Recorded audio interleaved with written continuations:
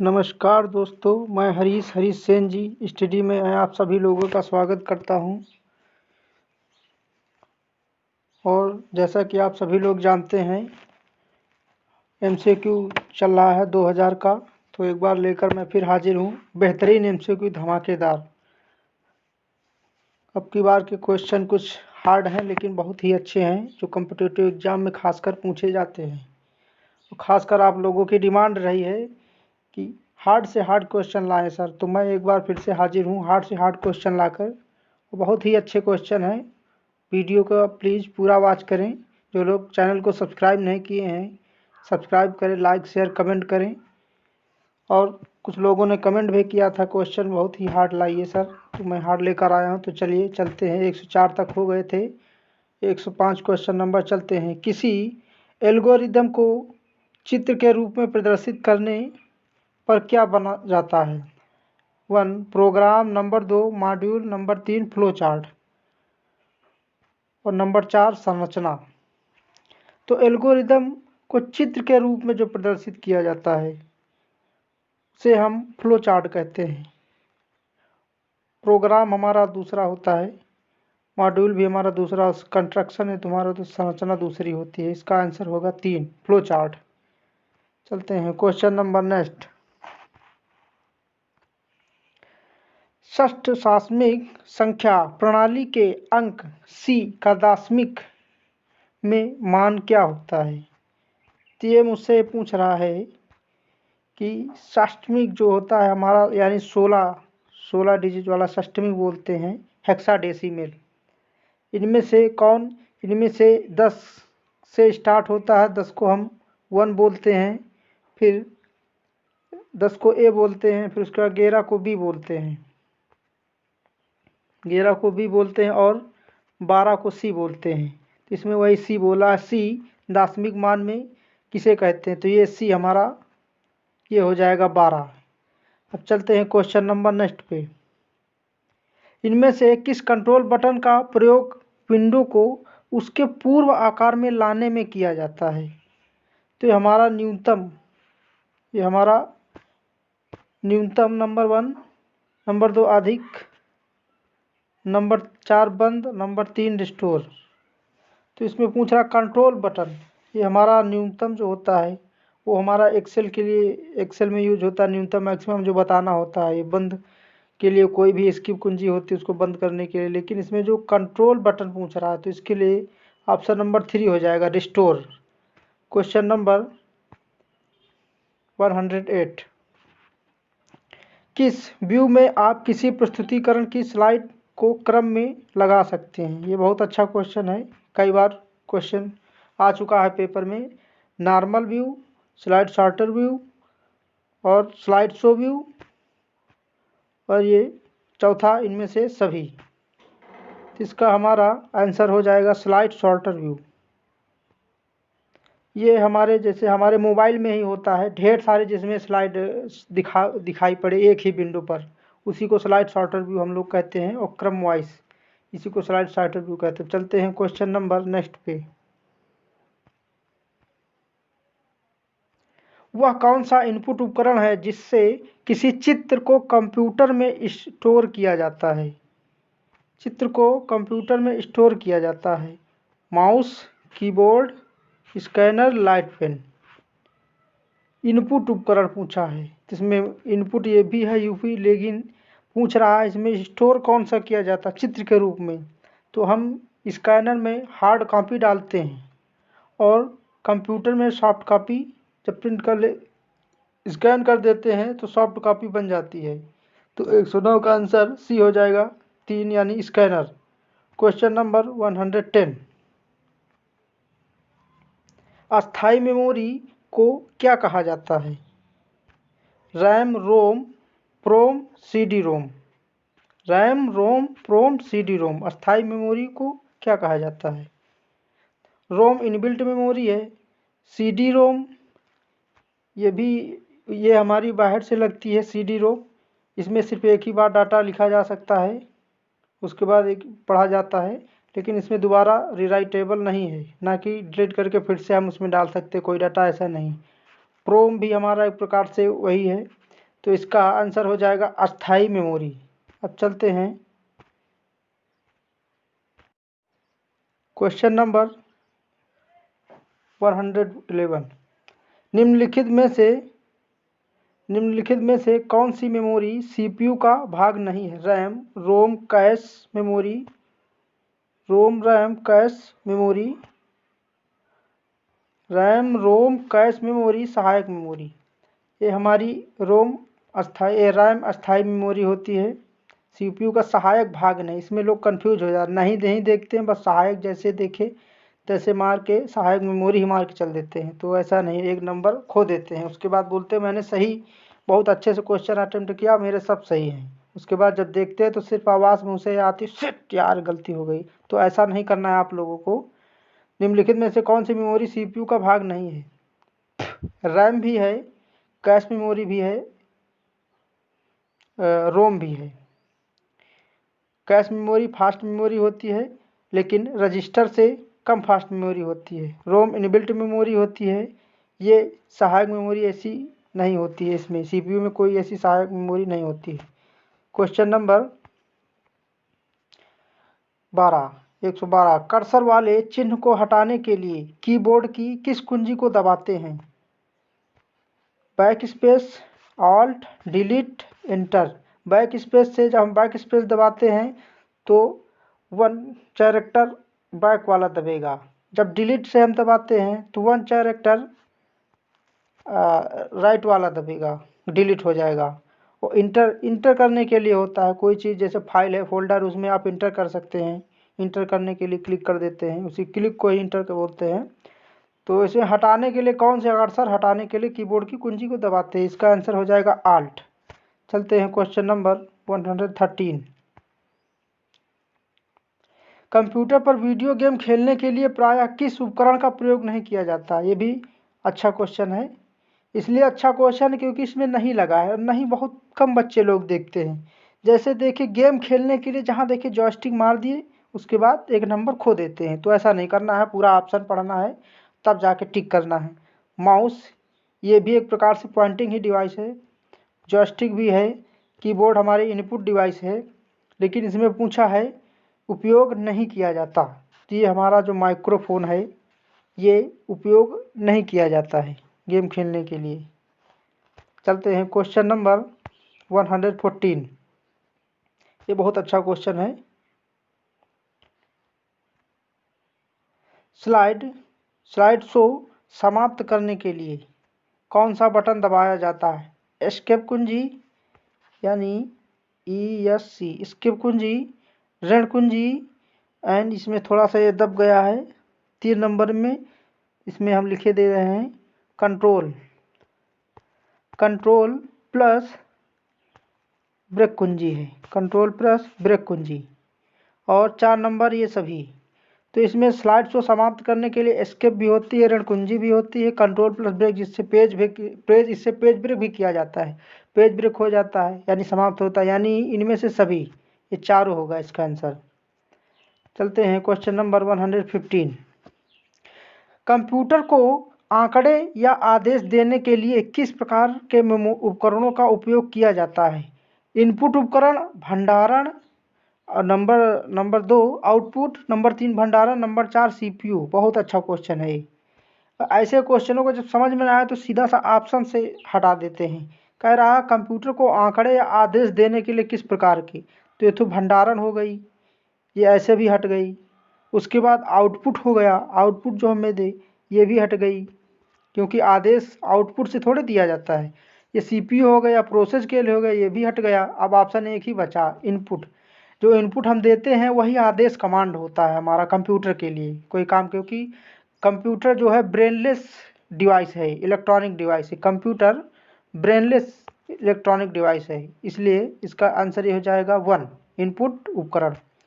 चलते हैं question number 116। Lines निम्न में से किस व्यक्ति ने विकसित किया था? लाइनेक्स निम्न में से किस व्यक्ति ने विकसित किया था? तो आप लोग देखकर ही जान गए होंगे कौन सा ऑप्शन सही होगा। बिल गेट, केन थॉमस, डेनिस रिची, लाइनेक्स टोरवल्ड। तो इसका आंसर हो जाएगा लाइनेक्स टोरवल्ड। लाइनेक्स देखो, बढ़िया एक ट्रिक भी है, लाइनेक्स टोरवेल्ड, बेहतरीन सा, इसमें ज़्यादा कुछ याद करें। डेनिस रिची हमारी सी भाषा को डेवलप किया था। ये बिल गेट्स जो हमारे हैं एंड पॉल एलन ने दोनों मिलकर माइक्रोसॉफ्ट का निर्माण किया था। ये दोनों बचपन के मित्र हैं। चलते हैं क्वेश्चन नंबर 17। बाइनरी संख्या में कौन कौन से अंक प्रयोग किए जाते हैं? बाइनरी संख्या में कौन कौन से अंक प्रयोग किए जाते हैं? तो हमारा ये हो गया 0 से 9, 0 से 7, A to Z, तो हमारे 0 1। तो ये हमारा जो भाषा कंप्यूटर हमारा जो है 0 और 1 ही समझता है, इसके अलावा कुछ नहीं वो समझता। अगर अल्फ़ाबेटिक आ गया ABC, तो इसे ABC अगर अल्फ़ाबेटिक आ गया ABC, तो ये जो हमारा होता है सीधा हाई लेवल लैंग्वेज होता है, जो हम डायरेक्ट समझ सकते हैं। हाई लेवल लैंग्वेज जैसे कि सपोज कीजिए कि डेनिस रिची लिखा है, डेनिस रिची इंग्लिश में लिखा है बेहतरीन शब्दों में, तो ये हमारा हाई लेवल लैंग्वेज, इसे आसानी से हम समझ सकते हैं। चलते हैं क्वेश्चन नंबर 118।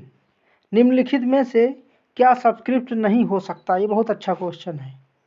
शून्य, धन पूर्णांक, अस्थिर बिंदु संख्या, ऋण पूर्णांक। तो हमारा सबस्क्रिप्ट नहीं हो सकता। शून्य भी हो सकता है, धन पूर्णांक यानी प्लस में, अस्थिर बिंदु यानी कभी यहाँ कभी यहाँ, तो यहाँ भी ये भी हो सकता है, लेकिन जो ऋण पूर्णांक है ये सबस्क्रिप्ट नहीं हो सकता है। तो 118 का ऋण पूर्णांक, ये वेरी इंपॉर्टेंट क्वेश्चन भी है, बहुत ही बेहतरीन क्वेश्चन है। चलते हैं क्वेश्चन नंबर 19 पे। ये थोड़ा हार्ड क्वेश्चन है, लेवल थोड़ा अप है, लेकिन ऐसी कोई बात नहीं, आराम से हम लोग समझेंगे। क्या है? निम्न में से किसके द्वारा इनपुट से एक चिन्ह पढ़ा जाता है और उसे स्क्रीन पर नहीं दिखाया जाता है? नंबर 1 सिन, नंबर 2 गेट, नंबर 3 गेटचे, नंबर 3 गेट कैरेक्टर। यानी इससे हमारा इनपुट एक चिन्ह पढ़ा जाता है, स्क्रीन पर नहीं दिखाया जा सकता। इससे पढ़ा भी जाएगा, गेट से भी पढ़ा जाएगा और स्क्रीन पर दिखाया जा सकता है, और गेट कैरेक्टर से भी। लेकिन जो हमारा गेट जो होता है, इससे इनपुट चिन्ह तो पढ़ा तो जा सकता है लेकिन दिखाया नहीं जा सकता, इसलिए रॉन्ग नंबर, ये रॉन्ग आंसर, ये रॉन्ग हो गया। यानी इसी का आंसर ये हो जाएगा हमारा कौन सा? गेट हो जाएगा। अब चलते हैं क्वेश्चन नंबर, ये बहुत ही इंपॉर्टेंट क्वेश्चन है, 120। ये भी बहुत ही धमाकेदार क्वेश्चन है। लाइनेक्स में छपाई से संबंधित आदेशों का सेट कौन सा है? नंबर 1 IPR, IPQ, IPRM और IPR। नंबर ये हमारा जो हो गया 2, ये हमारा किसी चीज़ को मेकिंग यानी बनाने के लिए हो, रीड के लिए हो, ये कैच मोरलेस यानी कम करने के लिए, ज़्यादा के लिए, ये हमारा कमांड देने के लिए, ये CP हमारा कमांड, जैसे कि हमको कॉपी और प्रिंट करना है तो CP हो जाता है उसी प्रकार से। इसमें लाइनेक्स में छपाई के लिए भी एक ही ऑप्शन दिया है, ये ऑप्शन नंबर 1 हो जाएगा। अब चलते हैं क्वेश्चन नंबर 121। षष्टमी का एक अंक बाइनरी के कितने अंक के बराबर होता है? बहुत अच्छा क्वेश्चन है, हाई जी, लेकिन समझने के लिए समझ गए तो बहुत अच्छी बात है, नहीं तो फिर हार्ड हो जाता है यही क्वेश्चन। तो नंबर 1 1, नंबर 2 3, नंबर 3 3, नंबर 4 4। कह रहा षष्टमिक, वही हेक्साडेसिमल की बात कर रहा है, हेक्साडेसिमल की बात कर रहा है। तो हेक्साडेसिमल में हमारे 4 4 बिट होंगे, यानी इसीलिए देखो कितने 4 बिट, इसका आंसर 4 हो जाएगा, 4 बिट। और डॉट से हम डॉट लगा के यहाँ पे हम अलग कर देते हैं, 1 1 1 1 ऐसे करके। हमारा जो डेसिमल के लिए होता है, वो हमारा ये भी 4 ही होता है, लेकिन जो अष्टमिक होता है यानी ऑक्टल के लिए हमारा 3 होता है, जैसे 0 0 0 0 डॉट फिर 1 1 1 ऐसे करके होता है, यानी 3। अगर अष्टमिक से ऊपर पूछे तो 4, अगर अष्टमिक से अंदर पूछे तो 3। अब चलते हैं क्वेश्चन नंबर नेक्स्ट 122 बहुत अच्छा क्वेश्चन है। किसी एरे के एक तत्व को किससे पहचाना जाता है? किसी एरे के एक तत्व को किससे पहचाना जाता है? सबस्क्रिप्ट से, चर के नाम यानी अस्थिर वेरिएबल, क्रम संख्या यानी क्रमागत संख्या जो चलती रहे। इनमें से कोई नहीं, इसका कोई मतलब ही नहीं। कह रहा किसी एरे के ऐसे पहचान करे, तो हमारा सबस्क्रिप्ट एरे के एक तत्व को जो पहचान करता है हमारा सबस्क्रिप्ट करता है, तो इसका आंसर हमारा हो जाएगा 1। अब चलते हैं क्वेश्चन नंबर नेक्स्ट पे 123। सी भाषा में लिखे गए प्रोग्राम को किसके द्वारा मशीन भाषा में अनुवादित किया जाता है? Compiler, interpreter, operating system, CPU, UPS लिखा है इसमें। अनप्रेप्टेड पावर सप्लाई इसका फुल फॉर्म होता है। ऑपरेटिंग सिस्टम से हम ऑपरेट करते हैं किसी चीज़ को। इंटरप्रेटर जो है एक एक करके चेंज करता है, कन्वर्ट करता है। लेकिन इसमें लिखा है भाषा को लिखे गए प्रोग्राम को मशीनी भाषा में अनुवादित करने के लिए। जब ऐसा कोई तुम्हारा सेंटेंस न दे रखे कि एक एक करके, दो दो करके, तो सीधा हम कंपाइलर पे मारते हैं, तो इसका आंसर हो जाएगा कंपाइलर। अब चलते हैं क्वेश्चन नंबर नेक्स्ट पे। निम्नलिखित में से कौन सा उपकरण आउटपुट उपकरण है? Mouse, light pen, speaker, scanner. तो हमारा जो है स्कैनर, लाइट पेन और माउस, ये तीनों इनपुट डिवाइस हैं। क्या है? Input device. और जो हमारा स्पीकर है ये हमारा आउटपुट डिवाइस है। इसका आंसर हो जाएगा 2, आउटपुट डिवाइस। चलते हैं क्वेश्चन नंबर 125। ये बहुत अच्छा क्वेश्चन है। निम्न में से कौन सा वर्णात्मक नियतांक है? Hello, Deepank and 123.445। जो हमारा 123 है ये लोटस के लिए होता है, लोटस। और ये हमारा हेलो, दीपांक, ये लिखा ही है तो वर्णात्मक पूछा है, तो इसका आंसर हो जाएगा 4। ये हमारे चारों से। अब चलते हैं क्वेश्चन नंबर नेक्स्ट पे। आउटपुट उपकरण का क्या कार्य होता है? कंप्यूटर द्वारा दिए गए परिणामों को समझना। नंबर 2, कोड को पठनीय संकेतों में बदलना। आउटपुट हमें उपलब्ध कराना। उपरोक्त सभी। तो इनमें से आउटपुट जो होता है सभी काम करता है। परिणामों को समझना, यानी हम परिणामों को समझ सकते हैं आउटपुट में देख के। कोड को पठनीय संकेतों में बदलना, बदल देते हैं जब देख के कि हाँ ये बदल रहा हूँ मैं, ऐसे कन्वर्ट हो रहा है बाय डिवाइस। और नंबर 3, आउटपुट हमें उपलब्ध कराता है, तो आउटपुट उपलब्ध कराएगा ही, तो हमारा इसका आंसर हो जाएगा 4, यानी उपरोक्त सभी। चलते हैं क्वेश्चन नंबर नेक्स्ट पे 127। स्लाइड शो व्यू में पिछली स्लाइड पर जाने के लिए कौन सा बटन दबाया जाता है? नंबर 1, इंटर कुंजी। नंबर 2, पेज अप कुंजी। Number 3, space. नंबर 4, एन कुंजी। इंटर कुंजी फिर वही एंट्री करने के लिए बता दिए। स्पेस बार, स्पेस देने के लिए 2 शब्दों या 2 लाइनों के 2 शब्दों के बीच में स्पेस देने के लिए। उसके बाद इसका आंसर हो जाएगा पिछली स्लाइड पर, यानी क्या हो जाएगा? Page up. आंसर हो जाएगा 2। चलते हैं क्वेश्चन नंबर 128। गणनाओं के लिए फ्लो चार्ट में किस आकृति का उपयोग किया जाता है? आयत। नंबर 2, वृत्त। Number 3, diamond. नंबर 3, समानांतर चतुर्भुज। यानी तो इसका आंसर हो जाएगा आयत। फ्लो चार्ट जो करना होता है एक्सेल में, देखो आयत टाइप में बनी होती हैं, उसी में हम लोग गणना करते हैं, और इसका आंसर ये हो जाएगा आयत। चलते हैं क्वेश्चन नंबर 129। ये बहुत अच्छा क्वेश्चन है। इनमें से किस स्क्रॉल बार का प्रयोग विंडो में नीचे की ओर छिपी हुई सामग्री को देखने के लिए किया जाता है? छिपी हुई सामग्री को देखने के लिए किया जाता है। नंबर 1 क्षैतिज, नंबर 2 ऊर्ध्वाधर, नंबर 3 ये दोनों, नंबर 3 इनमें से कोई नहीं, तो इसका तो कोई मतलब ही नहीं। जो स्क्रॉल बार हम लोग करते हैं, जो स्क्रॉल